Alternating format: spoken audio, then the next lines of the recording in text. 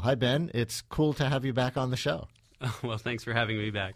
And listeners, we'll open up the phones now on anything you want to ask or say about these three words: social, fraught, and cool. So why did I just say it's cool to have you back on the show? Why didn't the culture have me say it's warm to have you back on the show?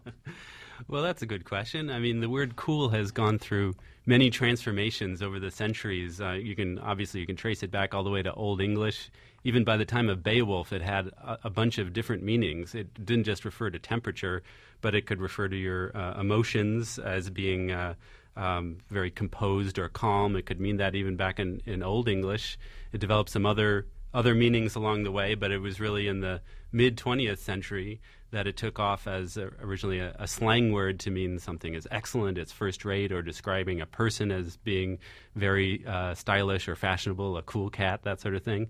And so now it's just totally ubiquitous. We just it lost its slang connotations. If you think about it now, it just seems like it's part of the linguistic landscape. We're just very familiar with it now. You quote J.D. Hirsch in your piece, referring to an Abraham Lincoln cool quote. Lincoln once said, "That is cool." Have any idea of the context?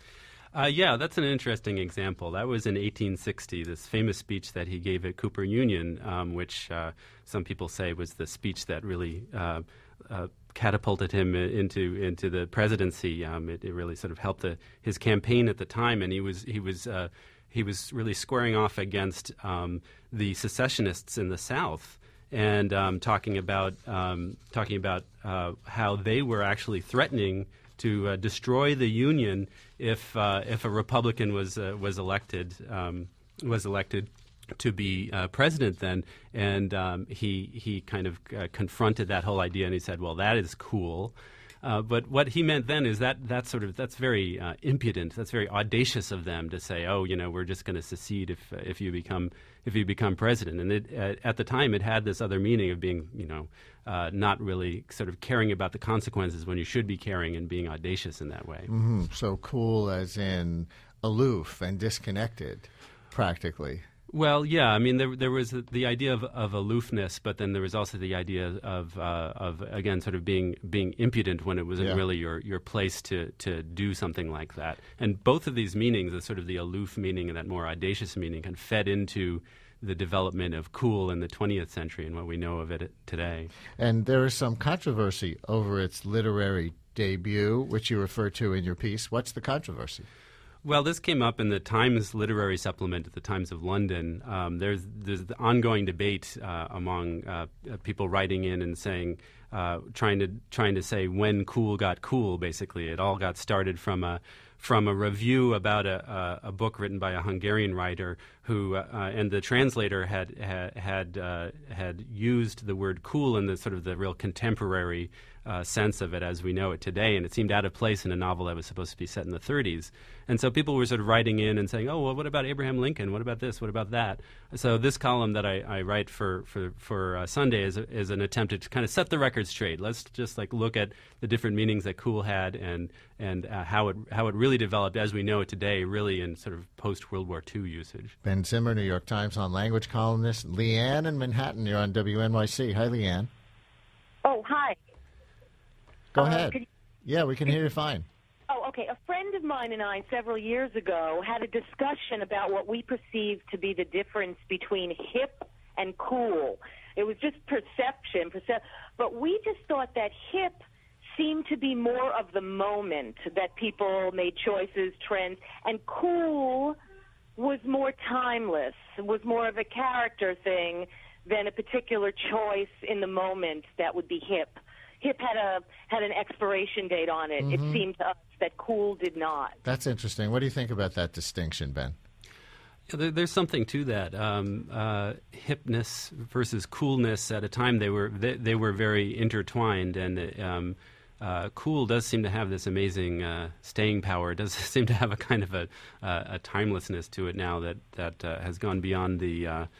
It's immediate use of slang, but yeah, I mean you could look at the sort of the semantics of hip versus cool, where hip sort of being hip implies a kind of perhaps a special knowledge. Sometimes you're hipped to something, and that was sort of originally an important component of it. While cool generally has this again more of a sense of kind of a holistic sense of your overall state of being. And which brings me to the music sense. Miles Davis reference, his first album was called Birth of the Cool in the late 1940s, which I guess coincides with the modern usage of cool as being related to hip. But did you look at why cool jazz is cool and hot jazz is hot? Well, the whole idea of cool jazz, I mean that starts again in the post-war era. Although Lester Young, the great sax player, who was certainly a very hip guy, is credited with popularizing the word cool in jazz circles. Mm. And then after the war, circa 1948 or so, you get people talking about cool jazz as this new style of jazz. You get figures like Miles Davis, obviously, and that whole movement, and that sort of plays into the growing idea of cool, and then it crosses over into white teenage use in the early 50s. And that style of jazz was a little detached, a little heady, compared to some of the other things that were a little more kind of down and funky. And you go through Play It Cool, Stay Cool, Cool as a Cucumber, which is a whole other different set of meanings. Yeah, but that actually ties to that very old sense that I mentioned, going all the way back to Beowulf, of being calm and composed and self-assured. Right. We sort of come up with new uses of the word cool, but it actually ties back to that old tradition. Obama gets called cool in that respect many times. Yeah, definitely. Let's touch on a couple of other words that you've done columns about. As I said we would before we run out of time, social and socialize. You referred to a Wall Street Journal column about the phrase, let me socialize that. What was the issue? Well, that was interesting because socialize has this new kind of meaning that refers to sort of circulating something, running it up the flagpole. It's a kind of a corporate usage that has become trendy recently. And the Wall Street Journal noticed that recently and seemed to be a little nervous about the idea that Wall Street types were now saying, oh, let me socialize that, because now the word socialize has these sort of bad connotations politically, for some at least, with references to socialized medicine and other things. Opponents of Obama is talking about how he wants to socialize America and the whole debates over the word socialism that have come up lately. But, I mean, we can see that a word like socialize can be sort of taken in all sorts of different directions, and especially now that we have so-called social media and social networking, socializing has a whole new set of connotations in the sort of the digital era.